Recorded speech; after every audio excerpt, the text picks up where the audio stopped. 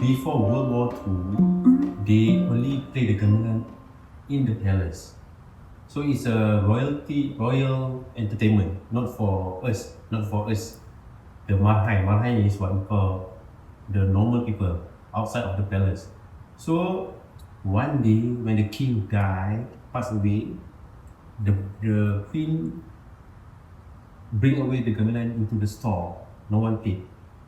Up until 1966, I think it's a very long time. Up until 1966, this figure, his name is Tan Sri Ruben Shepherd, the first director of craft tangan. Craft tangan is what we call Malay craft, national Malay craft. He came to the palace and asked for this queen permission to bring back the instruments or to be played outside of the palace. And then the queen gave permission. And now, up until now, we can play the gamelan.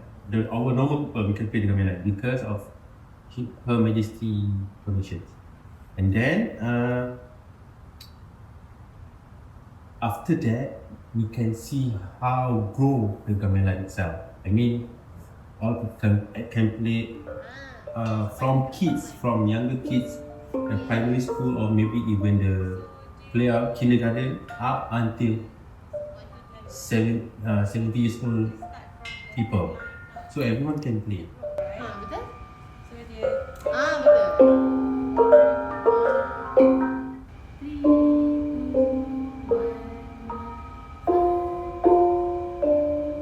Sama, 5, 5, 3 di sebelah je. Actually, gamelan is an ensemble consists of few instruments. To be precise, 8 instruments. So we do have different names for these instruments. So, and then it consists of 5 notes, or maybe we use number. So first one is 1, 2, 3, 5, and 6.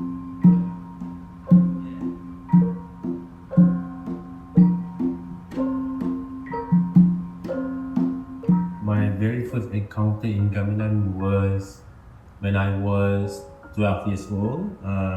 That was when I came from school and I bumped into this gamelan at this one place, and I found it at this one corner, and I'm so curious, what is that? And then I go there and then I was like, oh, this is music instrument, but I don't know its name. This instrument's name. So I asked around, what is this, what is that, and then now I know it's a gamelan instrument, it's a Malay gamelan instrument. And then one day someone approached me, do you want to learn? And then I said yes, why not? And then start from there, I learned what is gamelan. So I learned from 12 years old, and back at the time I was just playing one instrument, which is gong. So you imagine I learned the gamelan just only the gong for 5 years. I don't get to play any other instruments because my teacher said you just play the gong. It sounds good on you. You look so good on the gong. So I just can go, and then back then I was, I just sit down, look at other people learn their instruments, and then I just observe. So that's how I learn. I learn all by myself just by observe. I observe each instrument without. And if I have questions, and I just ask about. That's all. And then since then I fell in love in gamelan because I think this is my personal experience. When I get back from schools, I usually get an headache. So when I come to the class, suddenly the headache gone. I don't know why. Maybe it's because of the sound, the soothing sound, the calming sounds. Someone said because of the frequency. Yeah, this gamelan has their own frequency that helps me overcome my headache. And I usually come because I just want to run away from school, run away from class. That's all. But then I starting to fall in love and then I commit to it up until now, because when I get older, after I finish my school, I take a music course in this one institute in KL. So I learned gamelan there, and then I took my diploma for 3 years and then degree 3 years in gamelan, and then I up until now. So I decided to give back to students what I get from my younger self. So I give them back what I learned, and then now mostly I teach a lot because I don't like to teach, but there is this one moment that I cannot forget, which there is this one kid. He wants to learn gamelan, and then when this student of mine, he asked my advice, how to play, what is this, what is that, how do you play this good. So I can see his process from zero, and then he keeps growing, and now he's become a good gamelan player. So that's what motivates me, that I need to keep teaching up until now. And I also do some performance. I perform since I was 12. Since I was 12, I keep playing, keep performing for this king, for this queen, like that, up until now.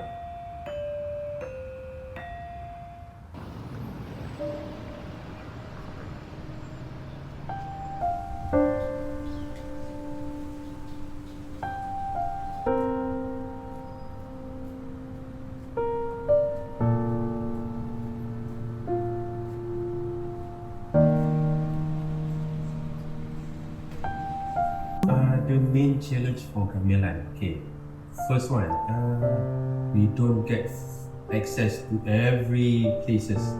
We don't have many gamelan because mostly it's in the institute, in the university. So outsiders are not allowed in the universities.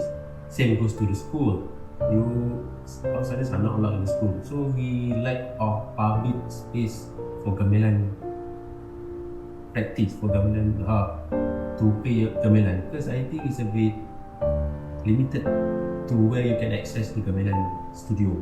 So I think there is, first one is this Gangsapura studio, because it's a public access studio. You can just come and go to try out, or to try, or try to play.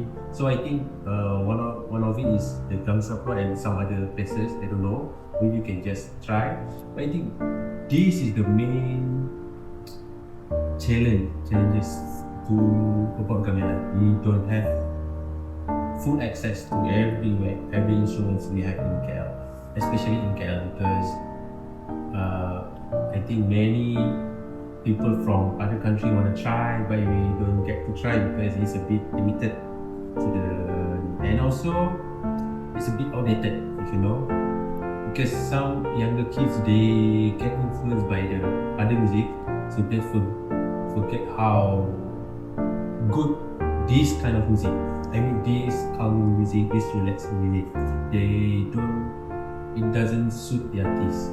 Okay, I think that's the second challenge for the gamelan, because we need to attract more on the younger kids, how to attract them. So one of it, we can now see some pop songs, some popular music, popular songs, they include the gamelan sounds in their modern songs, and some modern bands they get to use not just gamelan, some other instruments, some other traditional instruments like cak lempong, some serunai, if you know what is serunai. Yeah, so I think it's a good effort to bring back the kids at least to try out this instrument, because it's not oriented at all. It just you doesn't know this instrument because it's not that famous. But let's hope these instruments get famous up until other country. We do have some young composer that actively produce making new music using gamelan. So I think especially my friend, he is a very good composer. He's he's a an orchestra composer, but he's a very good guy, a very good composer making new gamelan songs. You can hear it out. Try reach him. He's founder of Peace Kasapura. You can try reach him, and maybe you can go to Spotify or YouTube. Just search Kasapura. You can learn. It's a very new song, very fresh music, very entertaining. It's a very upbeat song. Kota raya penuh sesak,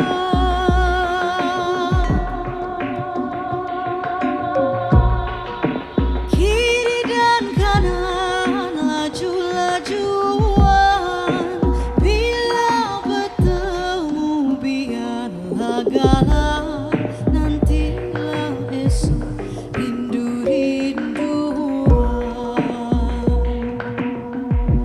biarlah galak, nantilah esok rindu-rindu. So what is my hope for Malay in another 10 years? First of all, I wish that all people know what is gamelan, because right now, some people don't know what is gamelan. Oh, the gamelan that ketuk-ketuk is hit. Oh, that ketuk-ketuk. Yeah, but do you know what is gamelan? I think so. So I don't want that. At least when some foreigner came to this country and asked you, do you know gamelan? Yes. And he can explain what is gamelan. I hope everyone knows what is gamelan. At least you can. I'm not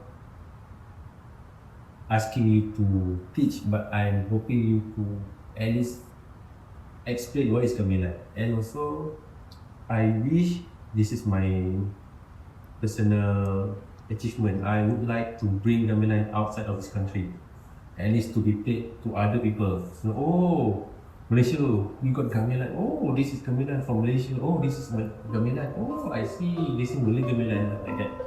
That is my goal.